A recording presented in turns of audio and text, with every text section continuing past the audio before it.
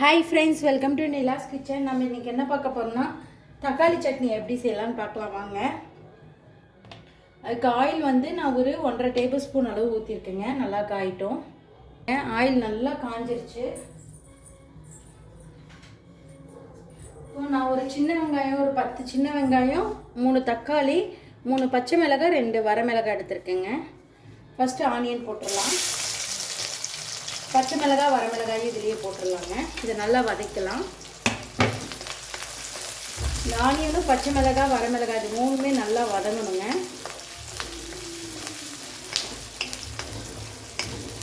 சின்ன வெங்காயம் போட்டிங்கன்னா கொஞ்சம் டேஸ்ட் நல்லாயிருக்கும். அதனால் சின்ன வெங்காயம் நான் போட்டிருக்கேன். உங்களுக்கு ஆப்ஷனல் தான் சின்ன வெங்காயம், வேணால் பெரிய வெங்காயம் மட்டும் போட்டுக்கோங்க.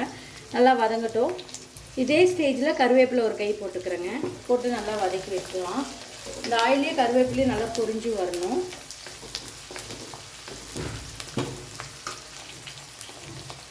ஆனியனும் பச்சை மிளகாவும் நல்லா டீப்பாக ஃப்ரை ஆயிடுச்சு. இந்த அளவுக்கு நல்லா ஃப்ரை ஆயிடணுங்க. நம்ம போட்ட அளவை விட கொஞ்சம் கம்மியாக இருக்குது பாருங்கள், வதங்கிடுச்சு. இப்போ இந்த ஸ்டேஜில் ஒரு சின்ன தக்காளியாக ஒரு 3 தக்காளி கட் பண்ணி எடுத்துருக்கேன். போட்டு நல்லா வதக்கிட்டு உப்பு கொஞ்சம் ஆட் பண்ணிக்கோங்க தேவையான அளவு சட்னிக்கு. இதில் புளியோ தேங்காவோ நம்ம எதுவுமே ஆட் பண்ண வேண்டியது இல்லைங்க, அவ்வளோதான். இது நல்லா வதங்கட்டுங்க. தக்காளி நமக்கு ஆற வச்சு மிக்ஸி ஜாரில் அரைச்சி எடுத்துக்கணுங்க. தக்காளி ஒரு 50% வதங்கிருச்சு.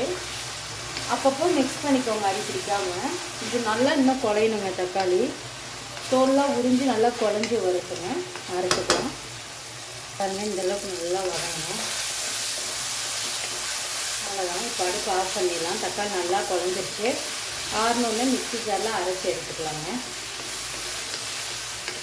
இப்போ நான் ஆஃப் பண்ணிவிட்டேன். இது ஆறட்டும்.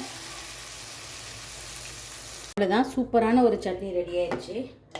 மிக்சியில் அரைச்சி ஷேர் பண்ணிக்கோங்க.